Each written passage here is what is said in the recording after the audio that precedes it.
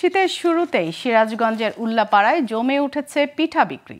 বিভিন্ন রাস্তার মোড়ে চুলার অল্প আঁচে উঠছে ধোঁয়া, তৈরি হচ্ছে নানা স্বাদের পিঠা, আর চুলা থেকে নামানোর পরেই দেয়া হচ্ছে ক্রেতার হাতে।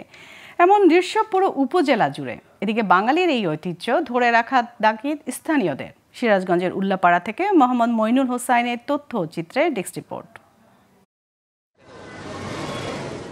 সিরাজগঞ্জের উল্লাপাড়ার প্রত্যন্ত অঞ্চল থেকে শুরু করে শহরের বিভিন্ন মোড়ে চলছে পিঠা তৈরির ধুম। তৈরি হচ্ছে ভাপা ও চিতই পিঠা। মাটির তৈরি চুলায় নারকেল, গুড়, চালের গুঁড়ি দিয়ে তৈরি হচ্ছে এসব পিঠা, আর ক্রেতারা রাস্তার পাশে দাঁড়িয়ে সেই পিঠা কিনছেন।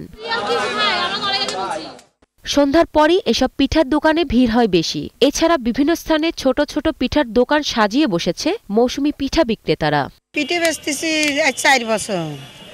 সংসার স্বামী বুড়িয়ে এইগুলি করে খাইতেছে, সংসার ভালোই চলে টুকটাক। মানুষ সন্ধ্যের পরে বেশি হয়। পিঠে বেশি আমি অনেক বছর হলো, কিন্তু এখানে এই বছরই প্রথম। পিঠা বিক্রি দিয়েই আমাদের সংসার চলে। আমরা 6টা মাস পিঠা বিক্রি করি। চিতই, ভাপা সহ বিভিন্ন পিঠা খেয়ে প্রশংসাও করছে ক্রেতারা, আর মুখরোচক হওয়ায় চাহিদাও বেশি। কেউ কিনে খাচ্ছেন, কেউ পরিবারের জন্যও নিয়ে যাচ্ছেন। আমরা যারা হোস্টেলে থাকি তারা দেখা যায় বাড়িতে থাকা হয় না, দাদার বাড়ি বা নানার বাড়ি তেমন একটা যাওয়া হয় না, তো আমরা রাস্তার ধারে সেই পিঠার স্বাদটা উপভোগ করতে পারি। আমরাও একটা বাড়ি বাড়ি ফিল পাই। বিভিন্ন জায়গায় দেখি অলিতে গলিতে এইগুলা পিঠার উৎসব। এই উৎসব তো আর আমরা পাই না, এদের মাধ্যমে আমরা এই উৎসবগুলো ফিরে পাই। আসলে এই রাস্তাতে যে বসে বানাচ্ছে আমাদেরও উপকার হচ্ছে, আমরাও খেয়ে অনুভূতি পাচ্ছি। আমরা গ্রামগঞ্জে হাট বাজারে বিভিন্ন রাস্তার মোড় থেকে নিজেরা পিঠা খাই এবং পরিবারের জন্য নিয়ে যাই।